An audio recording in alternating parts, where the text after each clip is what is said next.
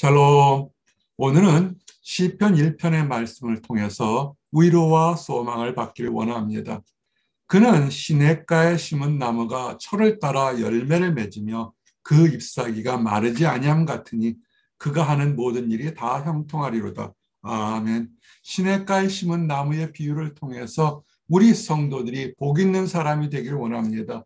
물가에 심겨진 나무처럼 어떠한 환경 속에서도 보호하심과 인도하심을 받기를 원합니다. 그리고 그 삶이 하나님이 인정하시는 기쁜 삶이 되기를 원합니다. 이 말씀을 증거하며 소망 갖기 원합니다. 복 있는 사람, 복 있는 사람을 알기 전에 복의 근원이 어딘지를 한번 생각해 보셔야 됩니다. 사람들은 물질을 많이 얻으면, 권력을 가지면, 명예가 높아지면, 유명해지면 복이 있는 거라고 생각합니다. 그럴 수 있겠죠. 그렇지만 그 모든 것들은 한시적이고 시대와 세월에 따라서 그 가치도 달라집니다. 성경은 정확하게 복의 근원은 하나님께 있다고 합니다. 그래서 복을 받으려고 노력하는 사람도 내 하나님 여호와를 섬기라. 그리하면 양식과 물의 복을 내리고 너희 중에 병을 지하리니 하나님을 섬길 때 하나님이 우리에게 먹고 마실 만나와 함께 우리의 연약함도 고쳐주시겠다는 것입니다. 이 병은 두 가지로 해석할 수 있습니다. 육신의 병과 마음의 병.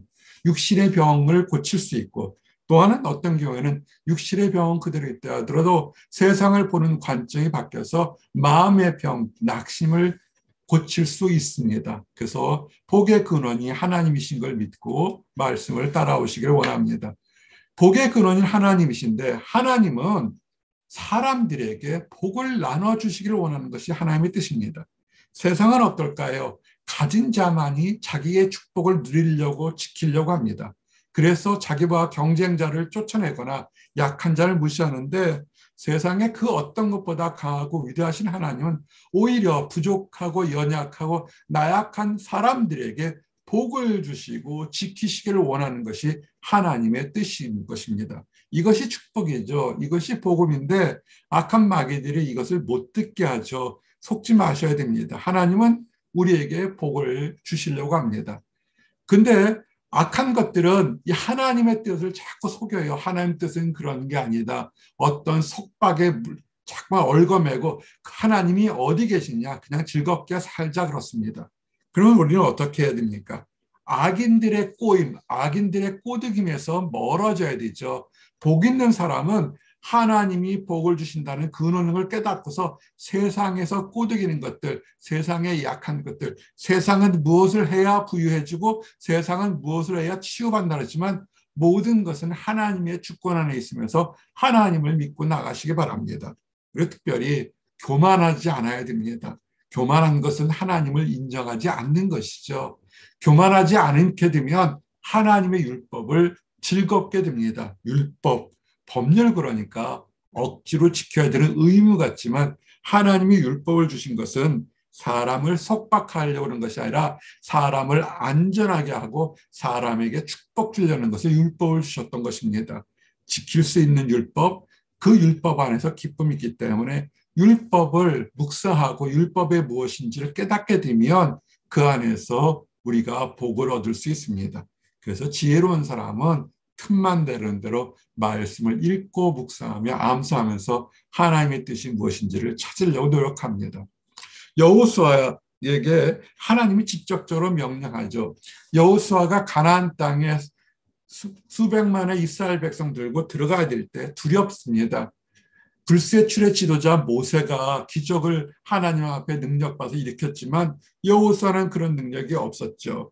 그러다 보니까 자신의 부족함과 또 자신의 연약함을 통해서 이스라엘 백성들을 들고 가나안 땅 들어갈 때 두려워했습니다. 이미 가나안 땅에는 강대한 부족 국가들이 있었거든요.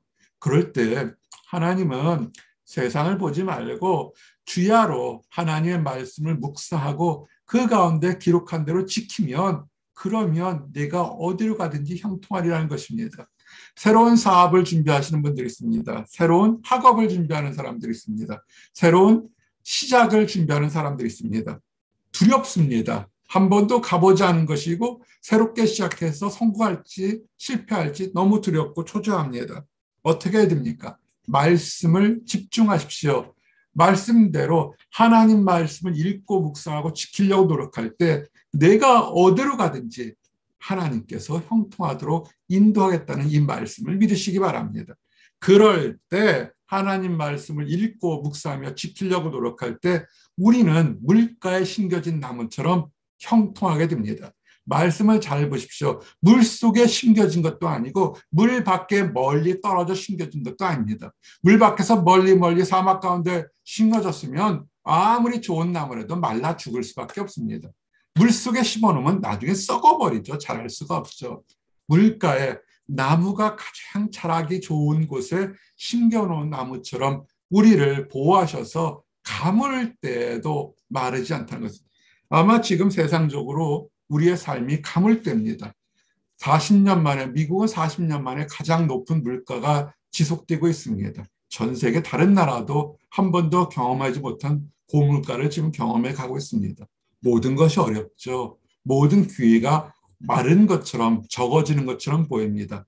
그런데 성경은 이렇게 힘들 때라도 하나님 믿고 나가는 사람은 그가 하는 모든 일이 다 형통하리라 하더라고 축복의 약속을 주셨습니다.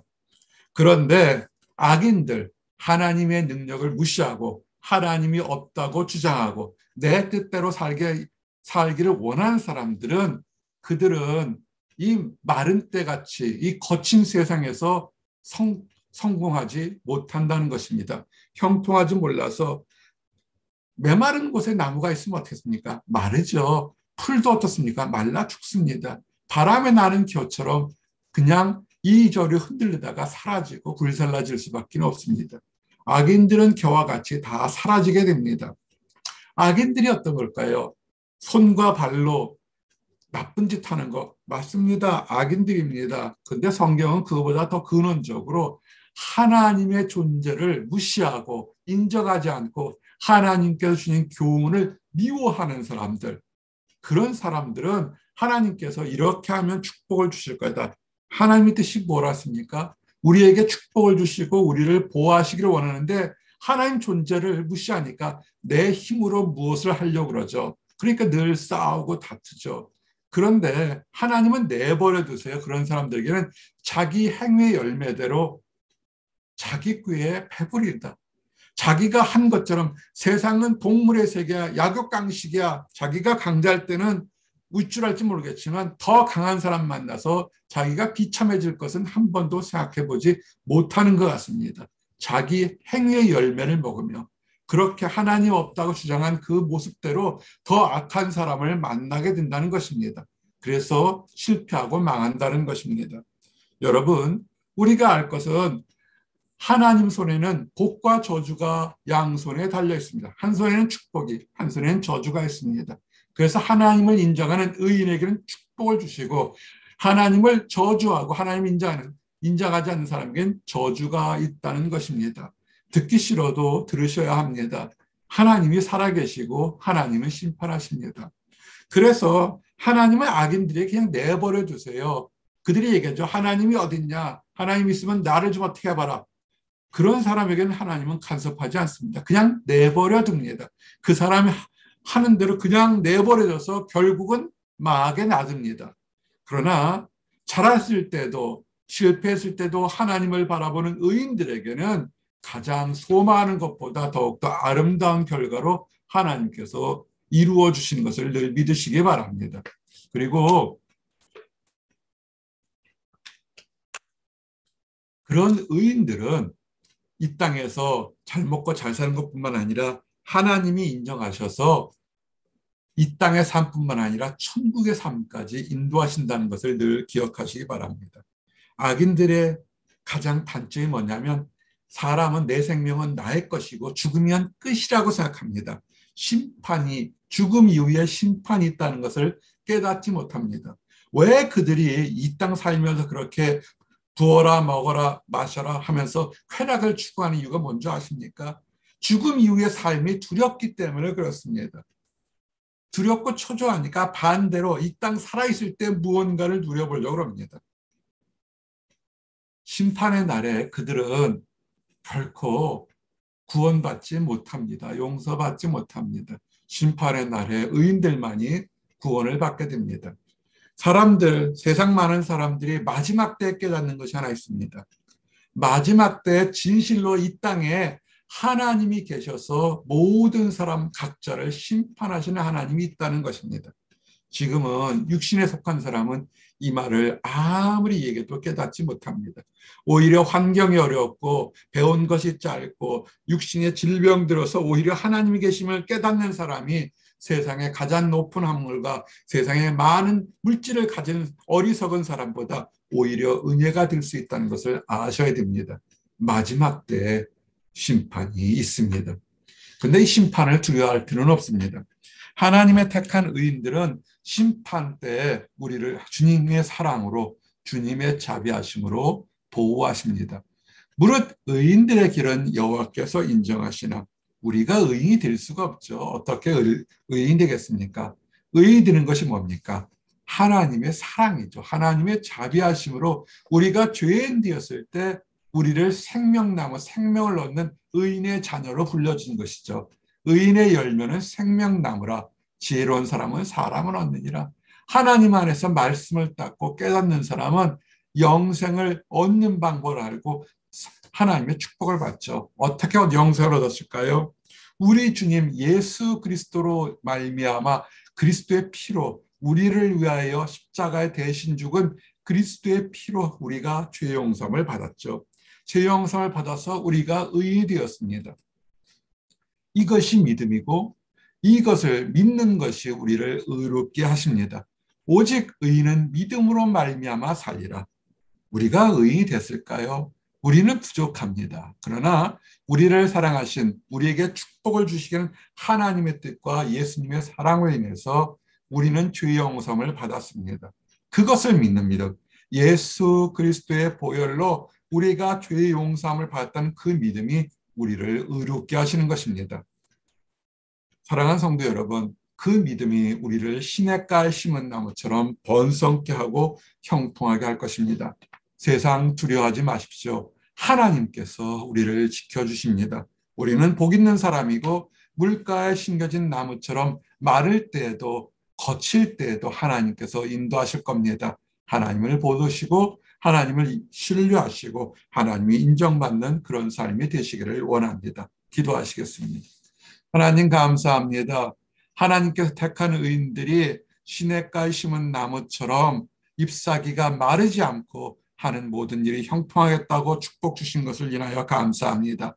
이 축복을 누릴 수 없었을 때에도 우리 주님 그리스도께서 우리를 위해서 십자가에 대신 죽으심으로 인하여 그 흘린 피로 우리가 죄 용서를 받았고 그 축복된 사실을 믿음으로 우리가 의인으로 의에 이르게 됨을 감사드립니다. 아버지 축복의 이 복음의 능력을 살게 하심으로 감사합니다. 그러나 아버지 하나님 아직도 이 사실을 깨닫지 못하고 자기 의로 자기 판단으로만 세상을 달려가는 안타까운 사람들이 있습니다. 하나님을 인정하지 못하는 사람들이 있습니다. 그들이 달려가던 발걸음을 멈춰 세우시고 하나님께 돌아오도록 인도하여 주시옵소서. 먼저 하나님의 의를 발견하고 하나님의 사랑을 받은 우리들이 그들에게도 사랑의 손을 내밀어 함께 축복의 대화로 들어가도록 허락하여 주시옵소서. 늘 감사드립니다. 예수 그리스도 이름 받들어 기도드렸습니다. 아멘.